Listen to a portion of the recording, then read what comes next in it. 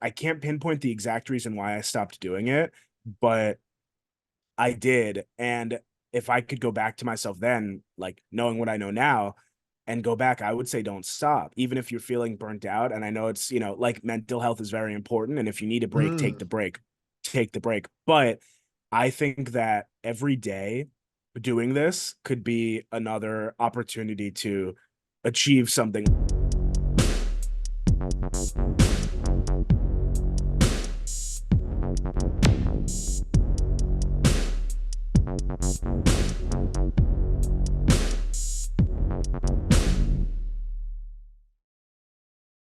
What's going on, guys? It's your boy, Tom Took Fresh, and stand back for another interview. I'm very excited for this one.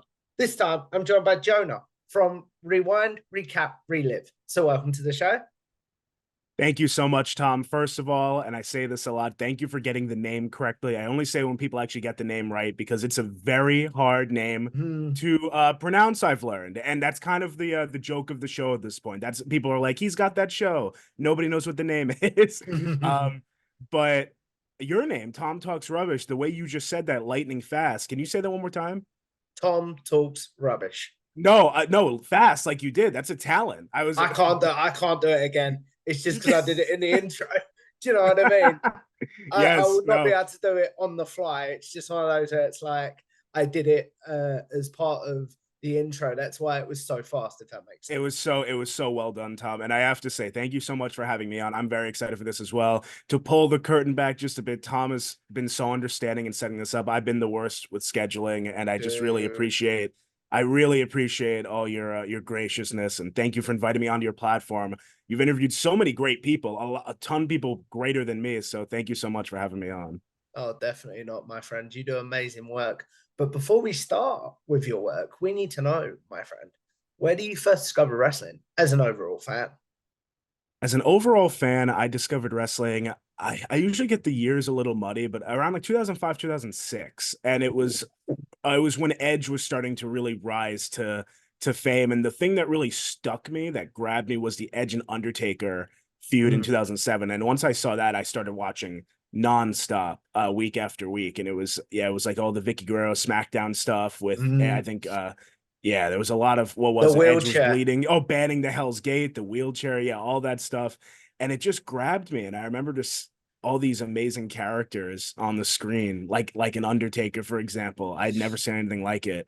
And after that, I immediately wanted to be a part of it. I remember their pay-per-view came up where they had the Hell in a Cell match. I believe it was SummerSlam Oh, wait, when I believe. Oh wait, yes. So that came up, and that actually taught me full circle now about YouTube because I was like, my parents were not buying the pay-per-views for me at that point because I had just become a fan. So, and $60, Mm. US dollars is crazy Yeah. for that.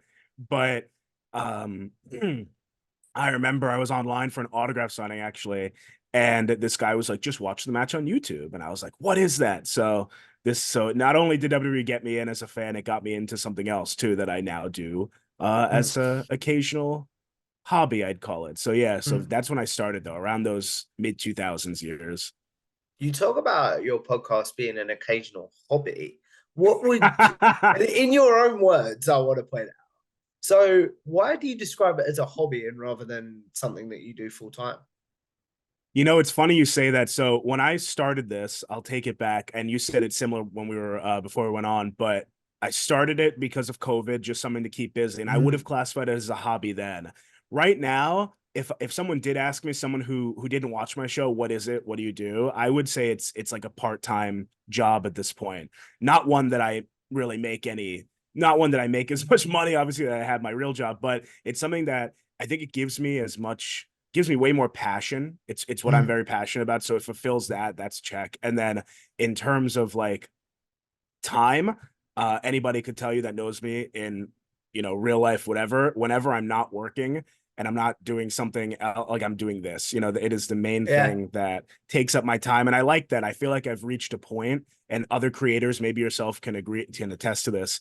There's a point that you reach where you're just doing it because you want to and Mm. not feeling like you have to get it out there. Like I am sitting there watching TV and I say to myself, wait, why aren't I creating a reel, or why aren't I putting out a short or a clip right now? And I just love that point that I've reached. So yeah, thank you for calling me out on that. I call it a hobby, but this is 100% a full-time, part-time gig that I do, and I love it every second of it. It's so much fun. I know for me personally, you talk about how much you love it there.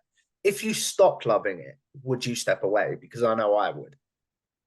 Yeah, I mean, if I stopped loving it, for sure I would. And I remember Chris Van Vliet and I had a conversation about this, and it had to do with, if you view it as a hobby, I mean, if you view it as like a love, a passion versus view it as a chore, like posting a video. Because let's be honest, sometimes we'll put so much work into one of these things, put Mm. hours and hours, and you put it out and it gets 4 views or something. Let's Yeah. say that could Yeah. have a real effect on your mental health, whatever it is that day. It could really affect you. But if it does start to creep in and feel like a job, like if you wake up and you're like, oh, it's such a great day out, but I have to do this. I really think you should stop doing it. And he said the same thing. He was like, you should stop because you need to be able to have that humbleness, I guess, in the beginning to be like, I love this, and maybe it'll amount to nothing, but I'm loving doing this. And then that will, I think, propel you into success, at the Mm. end of the day. You brought up Chris Van Vliet there. To peel the curtain back, as you said earlier, he was how I discovered your channel because Whoa. I'm a Oh, that's big Chris cool. Van Vliet fan, and you had him on during a Zoom interview like this sort of thing, and Yeah. like that's how I discovered your channel. So I'm curious to know. I put this tweet out and I said, "You and Chris have excellent chemistry." I So appreciated that so much, by the way. That caught me off guard, and I was really much. It was felt on my end. Thank you. I really appreciate that. So, like I said, you and Chris have great chemistry. So, was that something to make it more of an evergreen question? Is that something that you try and build with your guests when you have them on, or are you someone that's like, if we don't have instant chemistry, I'll basically, if you don't have instant chemistry, you'll try and build it, or are you someone that's like, maybe we'll try and build it throughout the interview, if that makes sense? So that's a very interesting question. I think a lot of my guests, I've had the pleasure, I've been doing this 3 years now, and for a while I was doing like one a week. So I've had the pleasure Mm. of meeting a lot of cool people throughout this. And there's definitely those that I think there's three that just came to my mind now, like three categories of that. One is like you have instant chemistry, right? And you get right off to it, and then you keep talking after the interview. And that's awesome. You've built a connection, whether it be a wrestler or a fellow podcast, you build a connection, you've built an acquaintance, whatever. The second one is, of course, no chemistry, and then you try to build it, but if it's just not working, maybe you're two different people, whatever the case may be, whatever, it doesn't amount to it. But I think the third one is what you said, yeah, like you start the interview, and I really think I only started noticing this maybe within the last like year of doing this is you start the interview and it's maybe off to a rocky start, and then but you just kind of like compose yourself like in the moment and like Mm. calm down a little bit. I think that's one of the big things for us interviewers is we get like nervous or maybe we feel we're going too quick. Then you Yep. watch it back and none of that is even existing, right? Like all of a sudden those in your head, you're like, wait, I'm actually doing great. Mm. And I think that's my favorite one is that third one of when it's maybe off to a, not rocky, but maybe you're like, okay, this is someone I could have just met on the street, whatever. And then by the end of it, you're like best friends type of thing. The chemistry's there. Um, and to go back to Van Vliet, I'd say for that one, I mean, I wouldn't call us best friends, but I definitely would say that over the course of our interviews, like the first one, I was definitely trying because I'm a huge Chris Van Vliet fan too. Mm. He is truly an inspiration with the way that he conducts his interviews. His brand is built on positivity. Just yeah, so inspirational. So in my that first interview, I was nervous. I was like, okay, I'm talking to someone who's like been through exactly what I'm going through, what you're going through. So you want to kind of impress them a little bit, right? Or at Oh, least ask the right 100%. questions, something to that effect. Yeah. Mm. But you know what?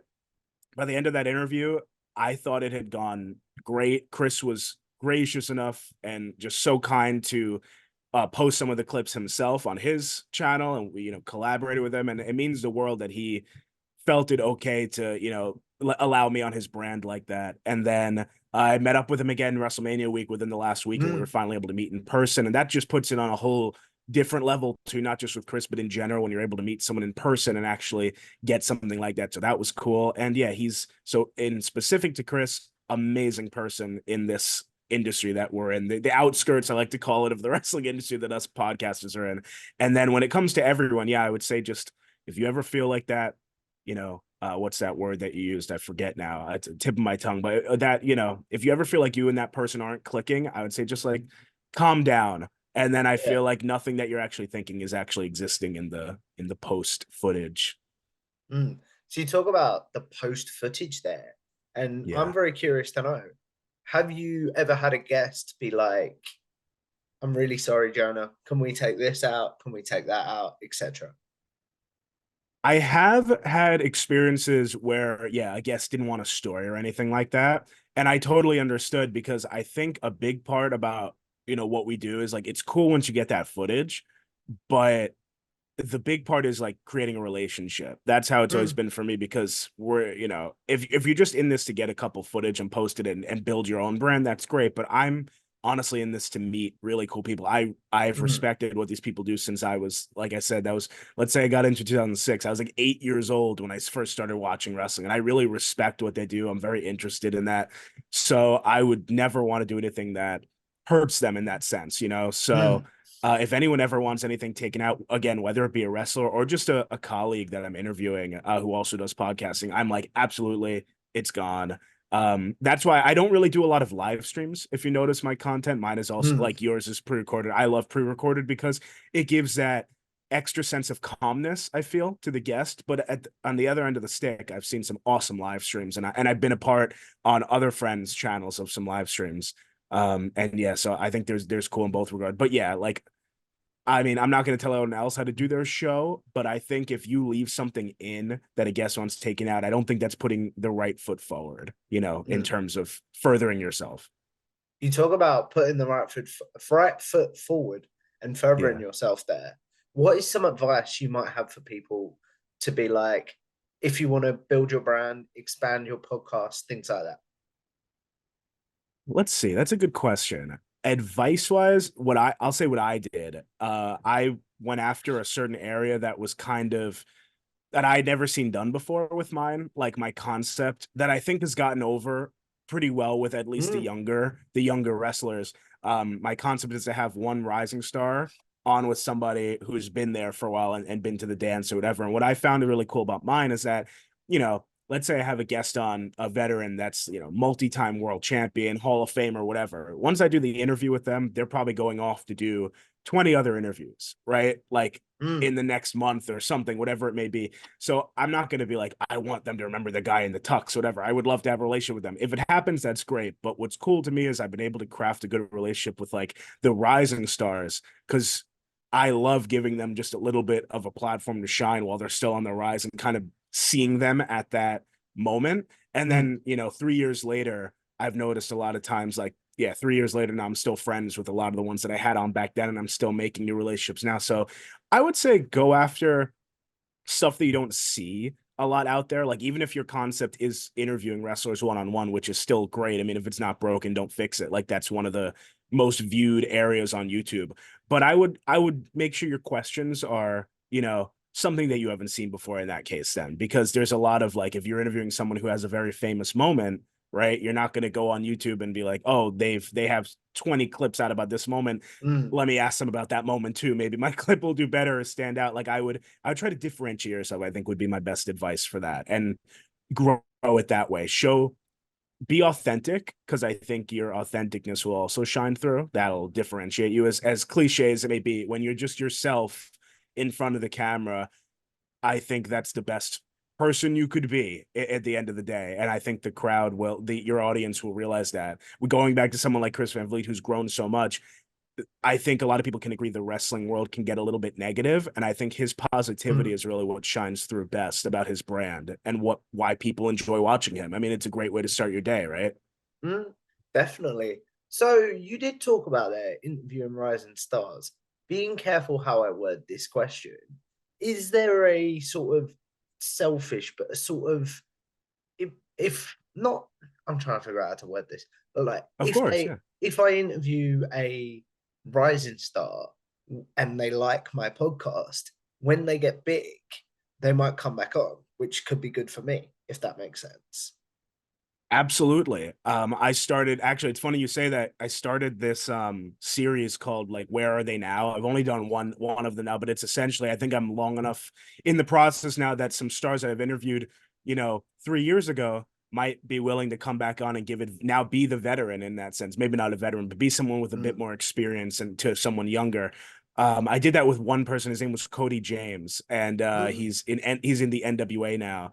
And so I had him on to kind of see where he was at since our first interview and also match up some answers because I know he didn't remember. I had him on with Don Morocco way back when. And so I asked, like, and back then he admitted he was very, new to the business, a little nervous, definitely in the interview. And so I asked him, like, you had said these were your goals then. Do you think you've attained them? Things like that, So to go off your question, yeah, there's definitely in my mind uh an inkling of hopefully these people want to come back on in the future. If they don't, that's perfectly fine. But somebody cool, Sky Blue in AEW, I had her on with ODB when she was still like I think only a year into the business.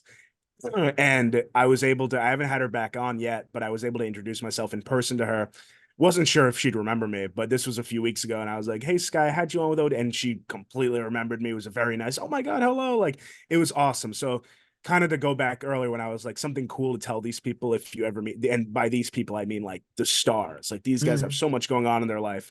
But if you're able to go up and just be like, hey, that we had that one moment a long time ago and maybe they won't remember you, but luckily she was like, of course. So there is that moment of like, oh, I love being able to give them just a little bit of support early on, and hopefully they remember it down the line.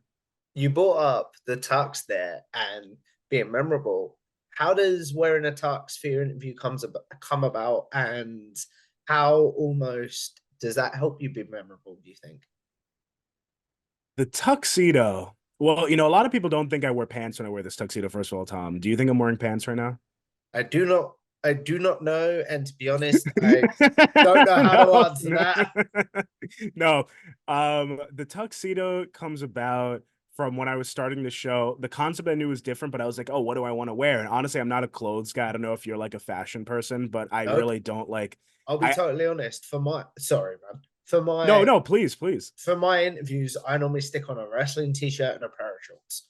Do you know what I Yeah, mean? exactly. There you go. And that's what I'm, by the way, a pair of shorts what I'm wearing. I am wearing pants. But so I was just like doing yeah, I was buying the stuff I bought. And during COVID, it's funny because I'm sure I don't know if you bought anything like for the show, but I feel like it was just a big influx of people buying things they didn't know how to use. It was And an just like all influx these of wrestling. podcasts as well. What'd you say? And an influx of podcasts as well. That's what I mean. Yeah, like so we were starting these podcasts and everyone's just like, let me buy this mic on Amazon. Let me buy this camera. And it was just all these people, like friends of mine too. It's like I just started this and I got this mic and I don't know how to use it, but I'll learn, like stuff like that.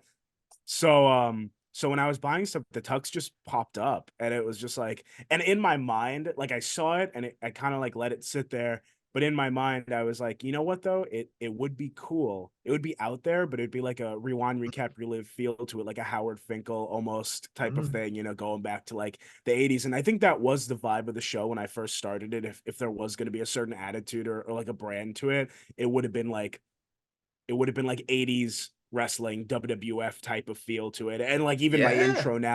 even my intro now is still, a spoof on the World Wrestling Federation for over 50 years. It's kind of like a play on that. So if I've ever but what's funny, I also try to put a modern feel to it too. I don't know, it's a weird like retro modern feel, but that's where the tux comes in. And in terms of differentiating, I just think that if they're doing 20 interviews, maybe if I go up to them and I'll say I was wearing a tux, they'll be like, oh yeah, there are some funny moments when I have guests on and they join and they have no idea. They're like, I didn't know this was a formal occasion, whatever. And I have enough of those now that I think I want to make a compilation of guests. And there's also some that just completely rag on it. And I couldn't ask for anything more. The headbangers, I'll say specifically, I had the headbangers on, and I don't know, I've gone through several bow ties throughout the course of this, and the one that I had then was just like not staying straight.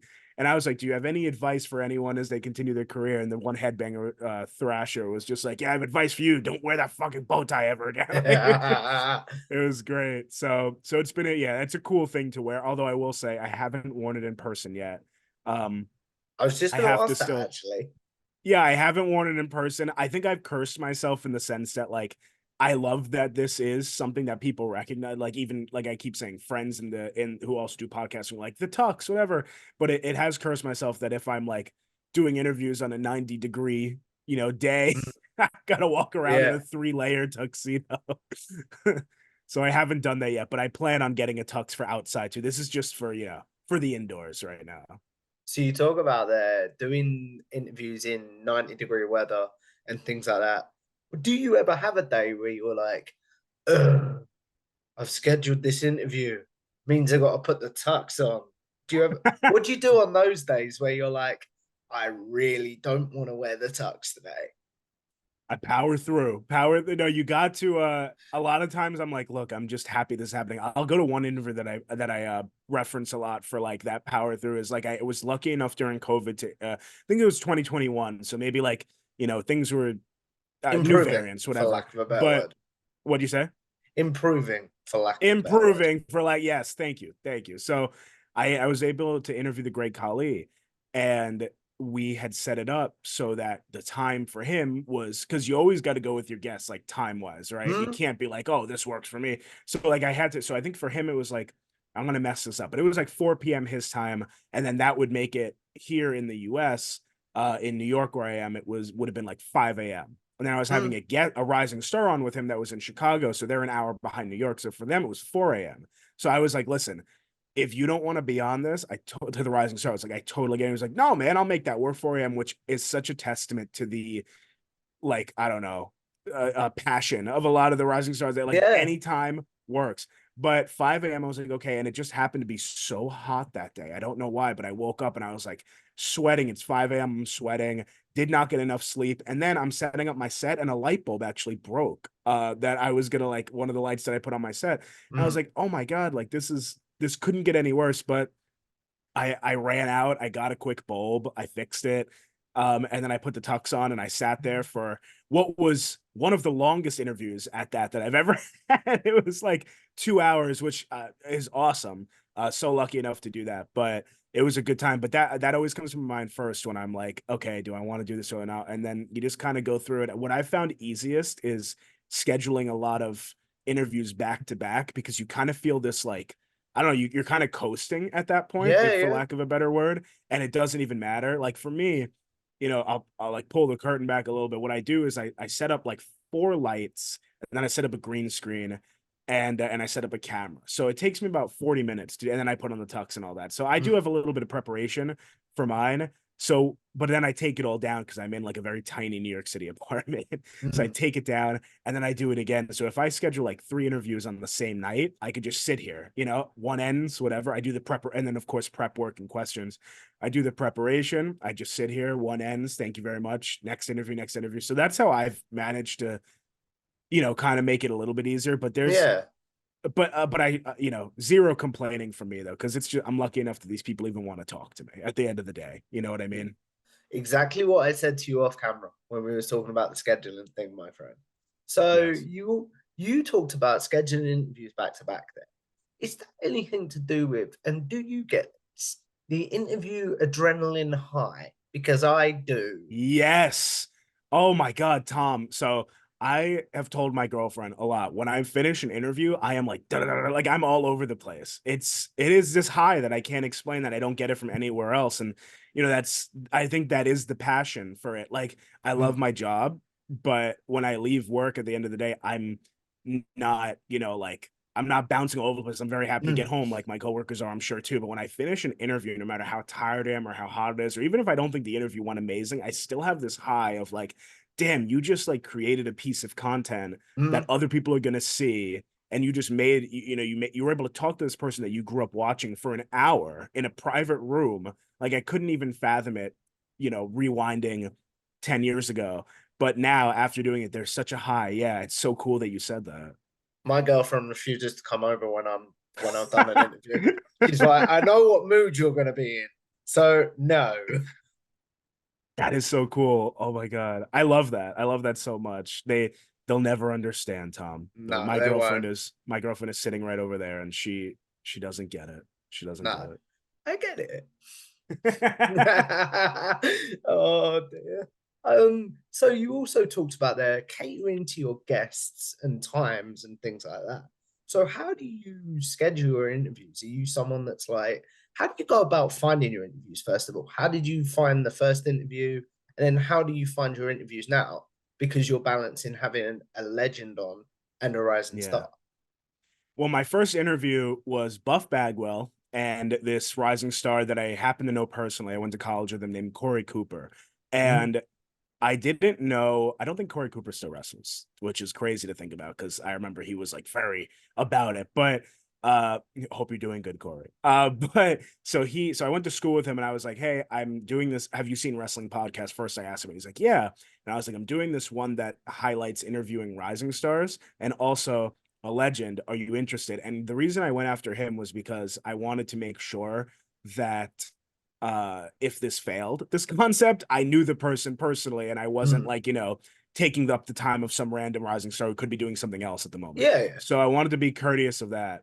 And then with Buff, I had no idea how to contact wrestlers. I was going through the whole I went on some old site from like 2005 of like finding a web like emails to wrestling bookers for when they book them for events and autograph signings and stuff. And that was not the right way to go because, No, I've done you that. know, yeah, you've done it right. They'll gouge you and all this stuff. They'll, oh, you're doing a podcast. Okay, that's $800. Like it's just yeah, exactly 100. That's what talks here. So Yeah. so then I went and I found Buff's website. And I don't know why he was the first one that came to my mind. It might have just been one of the first websites I could find, but I found it and I found the number of his, I don't know who she, I guess his agent, manager, whatever. But long story short, I got a call from Buff the next day and he was like, I'm interested in that concept, I'll do 30 minutes, whatever. Mm. And it wound up being a really cool thing. And I remember I called him and I asked if he had anything to promote, and he had a few things to promote at the time. I think it was his website, maybe he was starting a podcast, whatever it is. By the way, Buff doing awesome right now. Love to see it. Yeah. He is doing so much better now. But at the time, yeah, it was very much like, and then I remember I called him something funny in that interview. If anyone wants to go way back in the archive and see me nervous as hell, I called Buff right before and I said, Buff, you were talking because he had been talking a lot about wrestlers should wrestle with their shirts off versus on. It was like this big campaign he was on, which whatever. But I was like, you and the Rising Star should get into like a flex off on the thing. And they did. And so Buff takes his shirt off. And the Rising Star did not know this was happening though. So Buff's just like, you want to see if you're more buff than me? He takes his shirt off and just starts Wow. flexing. And then the Rising Star is like, okay, I'll do it. And he rips his shirt and he starts. And so the scene is me in my tuxedo and just two shirtless guys on either side of me. Could be misconstrued. It was Yeah. very funny. And then I remember his friend, Corey's friend, walked in on him at that moment, just shirtless at his computer, talking to like just old man. And his friend was just like, "What are you doing?" Like it was really funny. But I tried to start it off with like a big, a bang, so to Mm. speak. And yeah, that was my first one, and that's how I went about finding him. And then ever since, I do think that scheduling, I've become numb to the fact that it is hard to schedule a rising star and a veteran, but Mm. I built up this network of at least rising stars and I'm able to say like, hey, because they think the concept is cool and I appreciate that. And I think if I was in their position, I would also think it's awesome. It's like, oh wait, there's this Mm. guy who could get us on with, somebody that's great for an hour, get advice. So I built this cool network that they're always willing to either, if they can't make it, they give me another rising star who can, or in specific cases, I might know a rising star and I say, you would work really well with such and such. Let me try to get them. Mm. And then it works out that way. So it's been really fun though. And I like doing that concept. I like doing single interviews as well. But I Mm. think that just because I've done my concept for so long now, I wouldn't want to do any other one for my show. Like I would never want to switch to singles permanently. Just because I've noticed there's so much fun when you have three people because there's Mm. more room to bounce off of. Yeah, definitely. How do you balance though? You talked about there being three people and bouncing off there. How do you balance making sure that everyone gets their voices heard in the sense of like Yeah. maybe if you have a legend on, you might talk about their career too much. You might promote what the rising stars doing too much. How do you Yeah. balance that? That's a great question. So I think for me, what I do is I research both careers in full, and I Mm. usually have about 60 questions prepared, 30 for each person. And I know that's Wow. overkill. I know that's overkill, but I love researching these people's careers and Mm. watching the matches. And I never want to be like lost in the moment, I guess. That's Mm. one thing that I heard Chris say years ago. Chris Van Vliet was like, you should be able to follow where these people are going, which by the way, I got to give you a compliment. Everything I've said, you bounce off of it. Perfect. You have great transitions, better transitions than me. You're really Mm. good with that, Tom. So Not really, but I appreciate that. no, of course but that's a main thing is like to follow the conversation because a big thing that if I give like one piece of advice that my friends and I give each other all the time, it's like if you have your question set up on your screen and then zoom over here, when they're talking, whoever the guest is, don't read your questions as they're Mm. talking. You can glance at them, but if you're reading them and missing what they're saying, it's Mm. not going to feel organic, the conversation, you know? Mm. Yeah, definitely. Because if you watch my early interviews, and I keep talking about myself, I do apologize. No, you don't. No, it's fine. Uh, if you watch my early interviews, every so often it will look like I'm leaning in my chair because I'm like, Yeah. I need a Look, right. question. Like, I don't know if you've ever had that.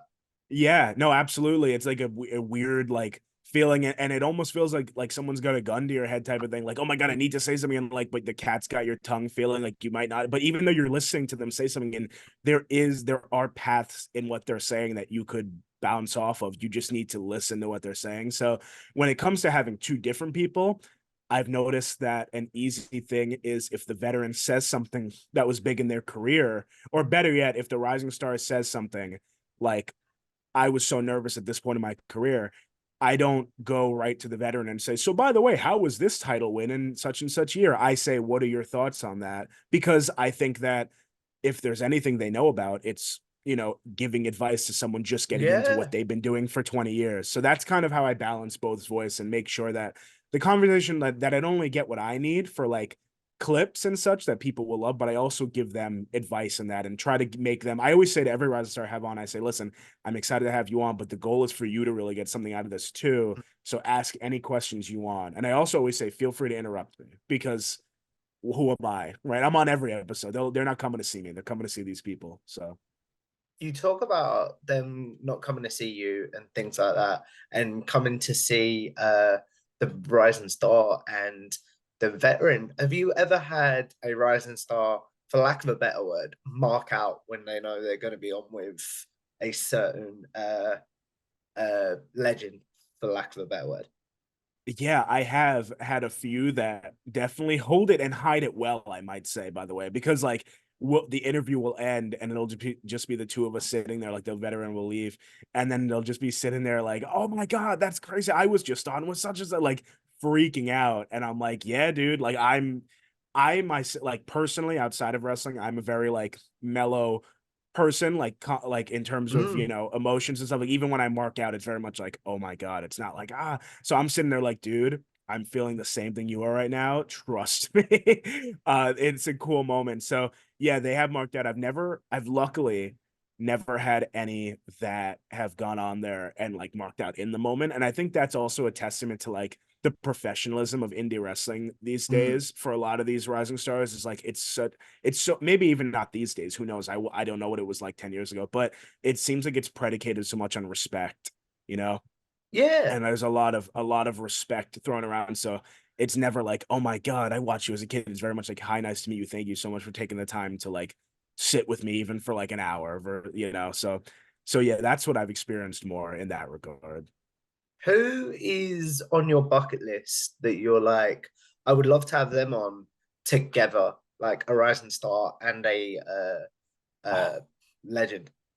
that's such a good one. I don't think I have a bucket list for the two together, but immediately they comes to my mind. Like I was able to get a lot of uh let's see, who was a really good pairing. I'll say this, I'll say a good pairing that I just had. I had Celeste Bonin, otherwise known as Ooh, Caitlyn from WWE.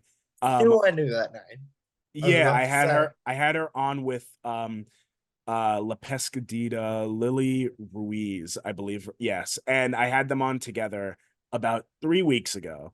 And I knew going in that it was kind of going to be a great match, but I didn't know how good it was going to be. And they Mm. even complimented me after. They were like, this was a great pairing because both of them had played soccer and not really been wrestling fans. Both of them had been power lifters before wrestling, and then both of them had kind of just fallen into the wrestling world based on their fitness journeys. And so like the advice was not only, it wasn't just like blanket statement advice, it was specific advice that Mm. Caitlyn could give to Lily. And you know, vice versa in conversation from Lily to Caitlyn. Like it was a great pairing. So whenever that happens, and that wasn't the first time too. Like I did this one pairing that was cool to go back to Halloween 2 years ago. I had Sin Bodhi, you know, otherwise known as Kazarni in WWE. I Mm. had him on with this awesome indie wrestler named The Carver. And The Mm. Carver was like, I don't know if you've ever seen him, but he's this he looks like Texas Chainsaw Massacre essentially, but Oh I wow. wanted to have them on together for like a Halloween episode, but Carver, I didn't realize the Carver doesn't speak. So but he really wanted to be the person behind the Carver. I'm sorry if I'm, you know, destroying his kayfabe. He Yeah. wanted to be a part of that interview. So he was like, what I can do is my friend, who was like his handler on screen, his name is Duke something, but this was a long time ago. But Duke was his speaker. So it was very interesting. It's one of my most interesting interviews, in my opinion, because like Sin Bodhi is speaking as if he's being interviewed, like a shoot interview, but Carver and Duke are completely in character. And so it's kind of weird to like balance it because for Sin, I'll be like, that's a great way that you got into your career there. And then for Carver, like, you know, it's like, how did you get into your career, Carver? And Duke is like, we found Carver behind the dumpster of this Yeah. alley. And so I'm like, okay. It was so funny.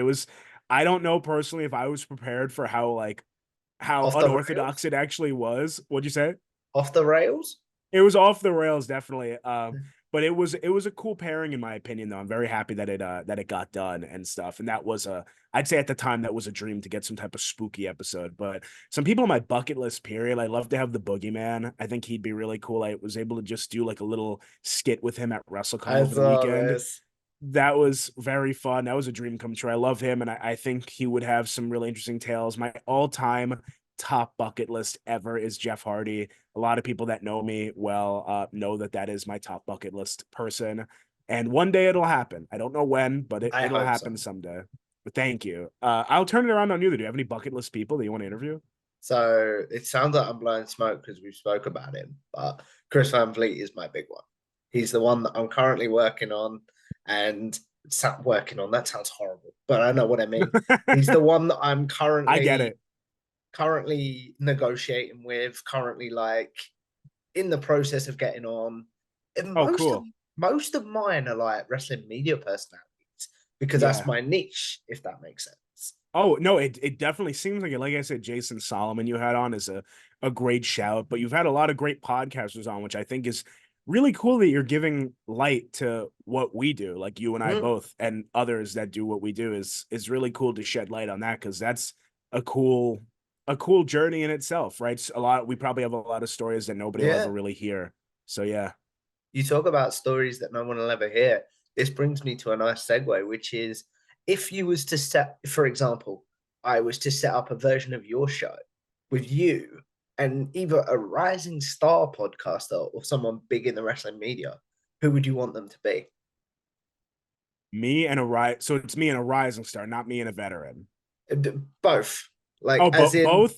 no, as I'll in okay. two separate episodes, one with you and a veteran, one with you and a rising star. That I worded that Well, terribly. I do apologize. no, you didn't. Not at all. No, because I was gonna say the veteran that I would pick already happened, which I was again thankful enough. Chris Van Vliet. Like I thought about that kind of like I was doing a version of my show. I think I even might have said that to him. I was like, I guess in this case, like you know, tongue in cheek, but I was like, in this case, I'll be the rising star, you'll be the vet, because that's Mm, essentially what it was. And he gave great advice, not only to me, but just in general. So that was my bucket list for sure. If we're going like top, like, you know, whatever could happen, unfortunately, he's passed away, but I loved Howard Finkel so much. I was able to meet yeah. him once and just, I would love to be on with him and just pick his brain about just things like announcing and commentating and everything down to it. It would be really cool. But unfortunately, obviously, he's passed. Very sad. I think for the rising star, myself and a rising star. I mean, I love what we're doing right now, but I don't know if I'd consider you a rising star. You seem pretty seasoned with Oh everything no, you're I am asking. no man. Like, watch some of my early content. No. um, I'm trying. There's so many great podcasts out there. One that I'll say, I think it'll be funny me calling him this. He'll find this funny, but Count It Out. My friend Yeah. Tyler, Mike and Tyler do Count It Out, and I would love to be on side by side with Tyler and just kind of shoot the shit about everything that we've done together on this journey. He's Counted Out is doing really well right now. They interviewed just like a wrestler one on. Well, it's two of them and then one wrestler, Yeah. and they're doing great things. We started around the same time and they just got a sponsorship deal, which is really cool, or a brought to you by deal, I guess they're calling it, but by this Cottage Springs thing. It's some beer, I think, in Canada. But anyway, I would love to be on alongside Tyler because I think we'd have some fun stories to share, and I'll call him a rising star and see what he thinks about that. That's very, very cool, my friend. So, one thing I love to touch on with my guests, if you're okay with it, is mental Hmm. health and burnout. So, Yeah. oops, I pressed the wrong button. I'm not gonna lie. No. So when you are feeling burned out, Yeah. Jonah, how do you deal with burnout as a content creator? So I saw that in the tweet you sent out when you said we were doing the interview Burnout, and I thought that was really interesting. Yeah. I luckily I've hit that point, like I said earlier, that I post things to because I want to and it gives me joy. So I Mm, haven't hit that burnout now.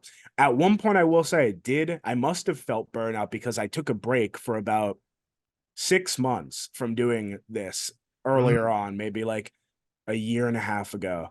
And I can't pinpoint the exact reason why I stopped doing it, but I did. And if I could go back to myself then, like knowing what I know now and go back, I would say don't stop. Even if you're feeling burnt out. And I know it's, like mental health is very important. And if you need a break, take the mm, break, take the break. But I think that every day doing this could be another opportunity to achieve something. Like I might post a reel one day and the timing might be so good that it creates a relationship with somebody, right? Like you get a mm. follow and then maybe you reach out to them, whatever it may be. But I think back and I'm like, damn, I lost 6 months of that probably for the right reasons. I'm sure. I mean, if I Oh think yeah, back a year and a half yeah, ago, I yeah, was yeah. probably doing great things, whatever, like in my own life. But at the same time, I'm like, damn, to not even post one or two things, you know, Mm. could have been whatever it is. So, but I definitely faced burnout. I think, for me personally, like I said, two guests at a time could sometimes be overwhelming, and that probably had to do with it. But I would say mental health forefront because you got to put out, if you're putting out content, you want to make sure that you're happy doing it and your fans are happy receiving it, right? They want to get the best of you. Mm. But I think that, yeah, I mean, if you're feeling burnt out, stop. But I know that me personally, I do regret losing that 6 months. So Not to twist the knife in, I'm really trying not to. But where do no, you think your channel would be if you hadn't taken those 6 months off? I mean, that's a great question.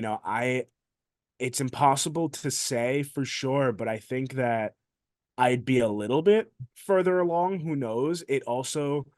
So I think about it like this. I know that in the last year, and I think I'm not sure if I said this already, but I feel like I've hit this point where I'm like, okay, I kind of get this now. Mm. I get this interview thing. I'm able to hop into it and I don't have as many nerves. My nerves are more that I want it to be good, not that I'm nervous Excitement that nerves, that I'm because gonna that's mess what I up. have now. Exactly. Yes, excitement nerves now. So at the end of the day, I believe that if I had been doing it that 6 months more, I probably would have a few more interviews under my belt. Maybe I would have interviewed people like Chris Van Vliet earlier. Maybe I would have Mm, interviewed um who did I read? Some big guests, maybe I would have gotten them sooner, but also mm, maybe not, right? Maybe not. And maybe it would have just been some more time, right? Doing interviews mm. and stuff. But I think that I am at the point that I'm at right now. And like I think that I'm at this point because I needed to be, at this point for what exactly happened. Like not like, oh, the universe planted this and that, but I do think that the way it worked out, thinking about my timing and who I Mm. reached out to and when I did, I feel like it worked out anyway. So maybe a few more subscribers to answer that question, but at the end of the day, we'll make that up as we Yeah, as we pick 100%, it man. up. So Yeah. you talked about there, you obviously discussed burnout and stuff like that. What, do you ever think about where you would be if A, first of all, the pandemic was a horrible thing. We all know Hmm. this. But if the Yes. pandemic never happened and you never started your channel, do you think about where you'd be? But also, B, do you also think about where you would be if you never picked it up again after your 6 month hiatus? Oh, let's see. As far as the pandemic goes, I feel like I always would have started a YouTube channel again just as a way to get into it because it's so infectious when you see what other people are doing Mm, who are just fans like you. You're like, why aren't I doing that? Right. So that's number one. yeah, Number two, I actually had a YouTube channel. It is buried, long dead and buried. When I was like 10 must years old, find. when I was like 10 or 11 years old, I had like Jonah's wrestling recap show and like I would just recap like Monday Night Raw and Friday Night SmackDown, but that was, it was over, fuck, that's so long ago at this point to think about, but over 10 years ago. But I at the same time like it was YouTube and I loved it. And so there was something in me, I guess, back then that always wanted to create wrestling content of some type. And I think I've always wanted to. I have a really close friend of mine. His name is Ethan, and he just a close friend that I met in real, aside from podcasting, and he's just a big Mm, wrestling fan. And we grew up together going to these events, and we kind of always wanted to interview wrestlers and do some type of show, but it just never amounted to anything with both of us doing it. So the pandemic was it was horrible, but it was a great opportunity for a lot of creators to kind of pick up that, kind of have no other excuse not to pick up that hobby. exactly. We was all sitting at home sort of We're all thing. sitting at home. Exactly. So that's for that. For the other point of that question, the where would I be? What was it? It's where would I be If you didn't pick it up again after your if six I month didn't pick it up, hiatus. if I didn't do this, I think I would not be as happy, to be honest. I know that for a fact. My mental health would not be as good because I know that unless I picked up another interest, I know that myself, I like to dive deep into like something that's not work, something that's not, just Mm, life. Like I like to dive into something to put my passion into something that I'm passionate about. So I know that I wouldn't be as happy if I didn't do this. I feel like there'd be a piece of me, like when I had completely free time on my own, there would be a piece of me being like, hold on a second, like why aren't I doing something? Like, why am I just watching this show or something? And that's me. That's just how I am. no, I I'm know some exactly the people same. value exactly. Yeah. So you understand because I know some people value that like time to just relax and do nothing. Don't get me But wrong, I do, but yeah, to pull the curtain back for myself, and I keep talking about myself, I do apologize. no, please. This is a conversation back and forth. Yeah. Mm. I've just moved into my own flat, so Congratulations. thank you very much. So I know a lot. I have a lot more time in the evenings, so it's like Yeah. this gives me something to do. Do you know? I don't know if you Yeah. feel that way. 100%. When I'm even at work, when I take a lunch break at work and I'm like, all right, I got an hour to eat. I'm a fast eater, so pull the Mm. curtain back. But I am. So like, if I'm done in like a couple minutes, then I'm like, all right, what do I do for the rest of this hour? Let me make a quick video, right? And I know that it's furthering my passion along too. And it's also aside from, views, subscribers, whatever, meeting the people that I've been able to meet, like Mm. yourself, like I mentioned Tyler, a bunch of other people that has aided to my mental health. I know too. Like I talk to those people Mm. daily sometimes, like they're friends I met in real life and I've never even met them. So it's definitely benefited me. I'm very happy that I picked it up when I did, That's very, very cool, my friend.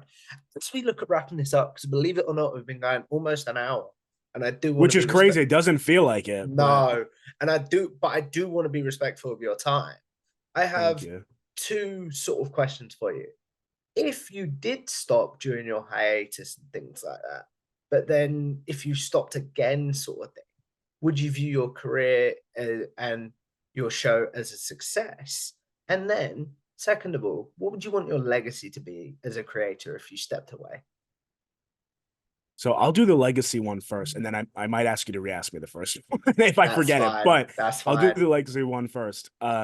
I think I want my legacy as a creator to be that this show helped rising stars, or that it helped someone in some way. But I think the most people it's helping are those stars that I'm giving a platform to early on. I know that I've gotten messages back that's like, once they've made it, it's like, thank you so much for having me on when you did that. I really appreciate you believing me in the beginning. And that means so much to me. And it really started clicking. I feel like it all within the last year. I mean, I know that the people before then really appreciate it, but I've been getting a lot of like, this made my week, this made Mhm. like, this was awesome, I really appreciated that, thank you, like, for thinking of me, little things like that. And that does like selfishly in the end of the, that makes me feel good. And I want my legacy, I think, for that show to be that. I also want it to be positive.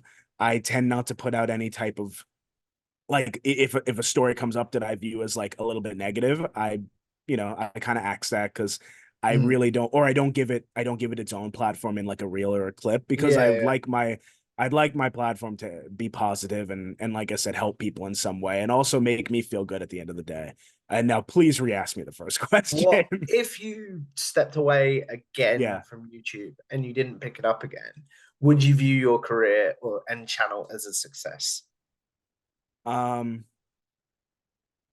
Yeah, I think so. I think where I am right now, I would, if I stepped away right now, I would view it as a success, because when Mm. I started doing this, because tell me if you're the same.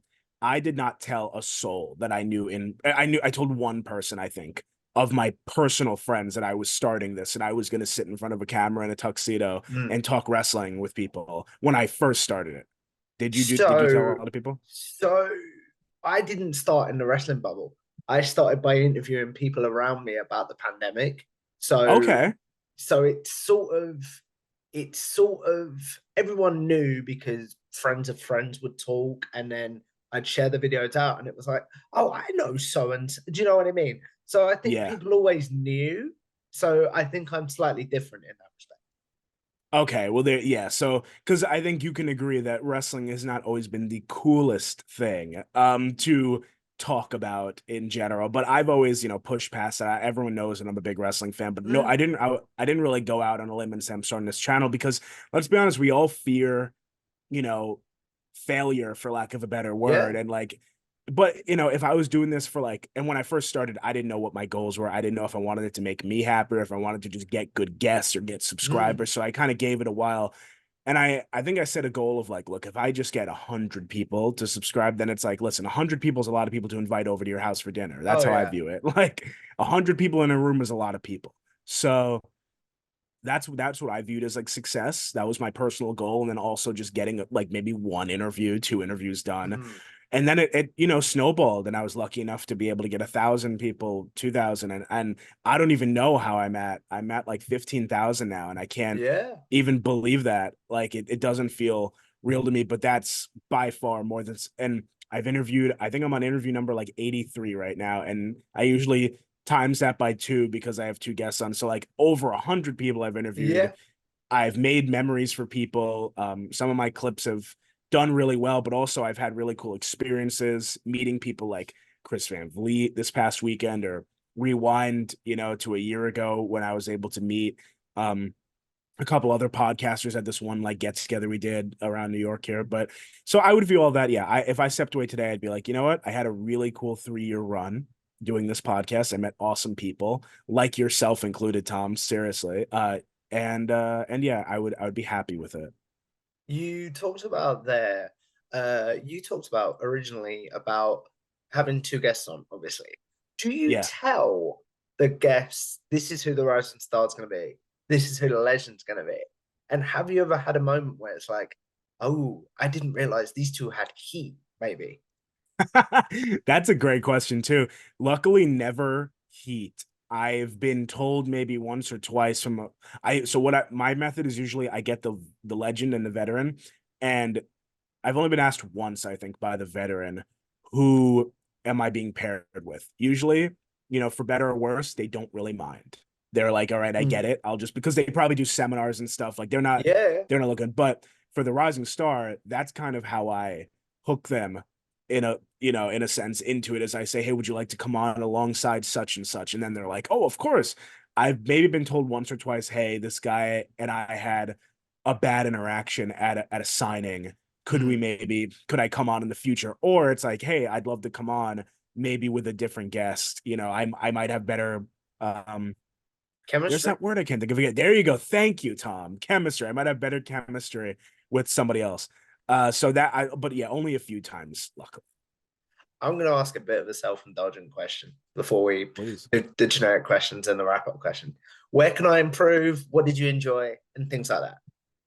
So I think you are excellent, like I said, at segue. You actually listen to what I'm saying, and I can tell you're listening to every word that I'm saying, Mm. which is which by the way, flattering, because again, who am I at the end of the day? Who are we in this grand bubble? I Mm. always like to I try to keep it humble. But really you listen, which is awesome.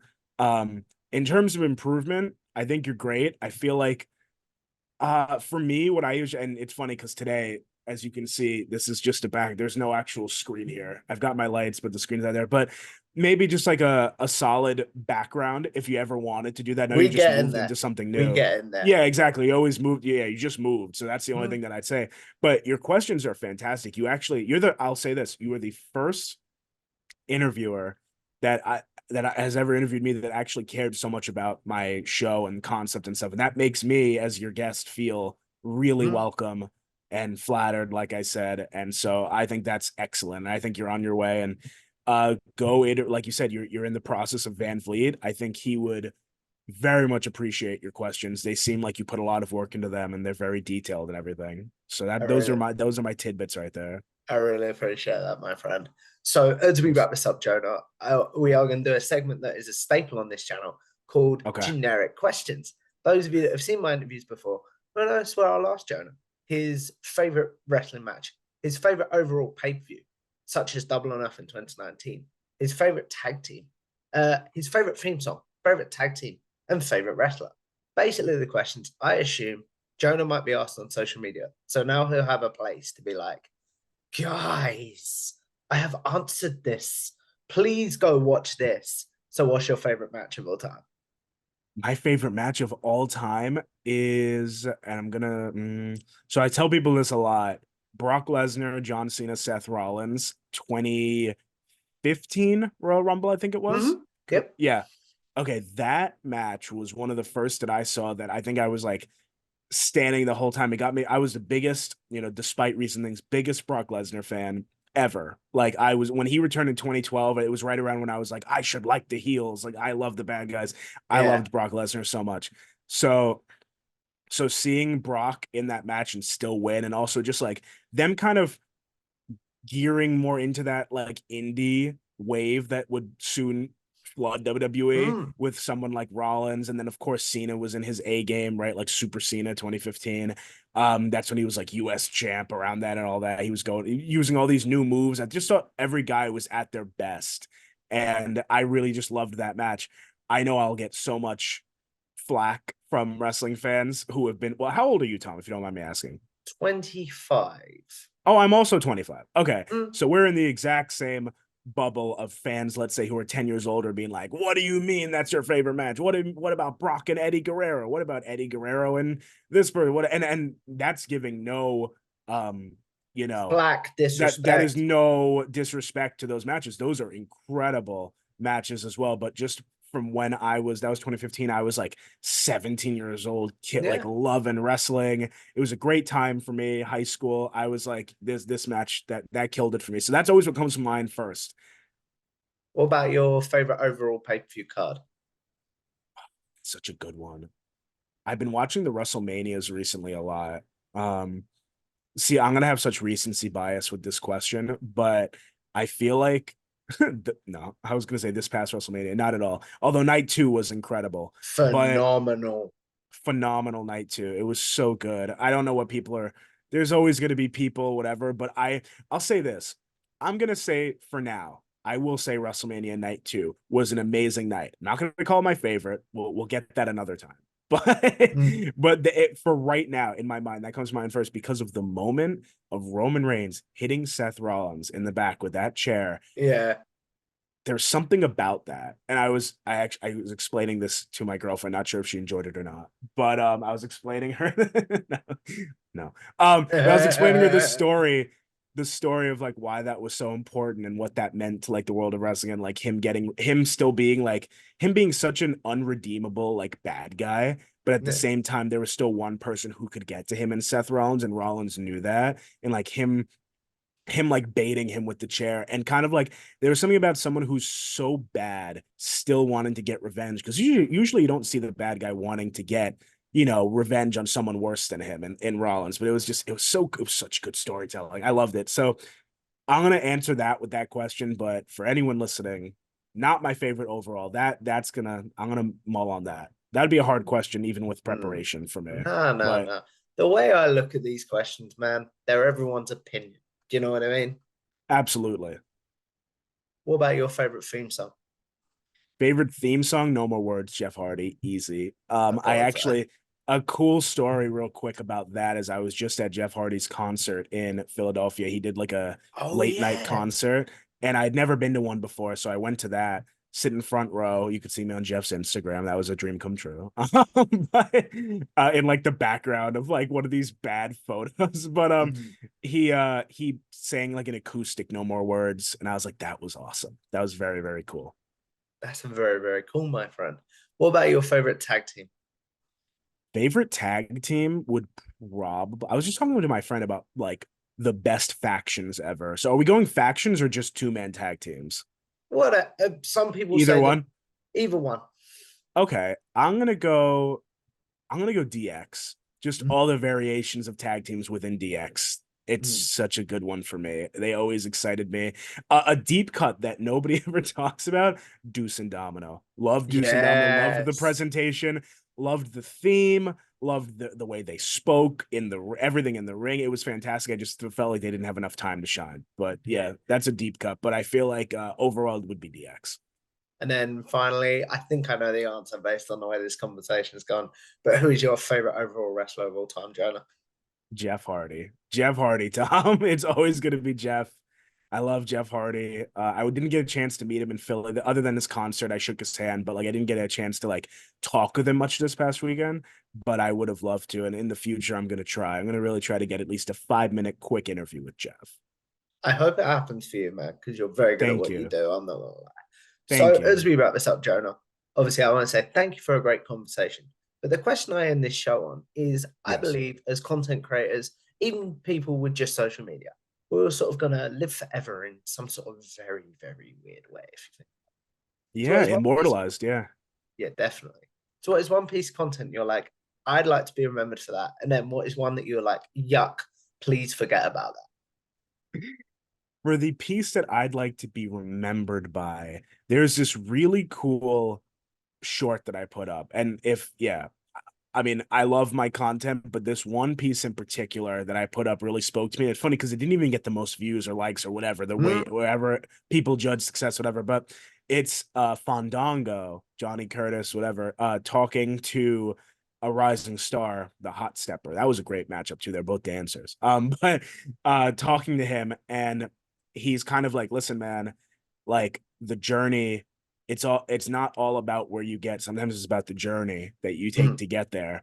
And I think I put like leave the memories alone or something like really Wow. like to it, but it worked for some like I watch it, I'm like, this is like, yes, it sounds cheesy, but what he's saying is so real because Oh yeah. he got to, he had match at WrestleMania, he WWE for over 10 years, but he says that his favorite part was actually sometimes just the chase of, making $10 per match in an indie show, or, sleeping in your car along the way or something like that. And I think that's you could attribute that, you could put that towards wrestling, but you could also just put that in general to like life, Mm. right? And Yeah. sometimes when you actually get what you've been chasing, it's not as satisfying at the end of the day. So that's a piece of content that I'd love to be remembered by, at least people to see before I wrap this up or something. But one that I'm like, please get rid of that. I'm trying to think. A lot of my closer friends would say that Boogeyman skit. They did not like that, Okay. but they're not wrestling fans though. I love the Boogeyman Uh, skit. It was great. They saw that and they're like, what are you doing? Um, Probably some of my earlier stuff. I don't want any of it to be gone because it shows progress, but I will say it, and I'm sure you can attest, like the earlier stuff, mm. can you look at that and you're like, why do you Oh look like a yeah. deer in headlights? Like, why aren't you saying anything? Why are you just In sitting my there? And case, why do I look like a fanboy? yes, no, but my case too, I'll be like, wow, that was such a cool moment. Or I'll be like, or like not even, I'll just have my mouth out. I'll be like, that's awesome. Okay, Mm. next question. Like I'm so robotic. I'm Yeah. like, why can't you just be a person? But I think a lot of my earlier stuff, if I won't say take it down, but I'll say don't remember me by that. Look at some of the newer stuff and when I really have the concept down, and I think you'll be happy. That's very, very cool. So as we wrap this up, Jonah, like I said, obviously I want to say thank you for a great conversation. but please promote yourself. Where can the good people find you, your work, etc.? Well, first of all, Tom, thank you so much. You are truly one of the, and I'm not just saying this, one of the best hosts that has had me on as an interview. Like, awesome, awesome time I've had here. Again, thank you for being so accommodating. For me, where you could find me, rewind, recap, relive, the show nobody could actually say. Those 3 words, rewind, recap, relive on YouTube, you'll find me, or you could type in at R3 Jonah, Jonah, and you'll find everything about me, my socials and everything. And yeah, I've got over 80 interviews up right now. I've got like 10 interviews still to put out that I was able to film over this past weekend.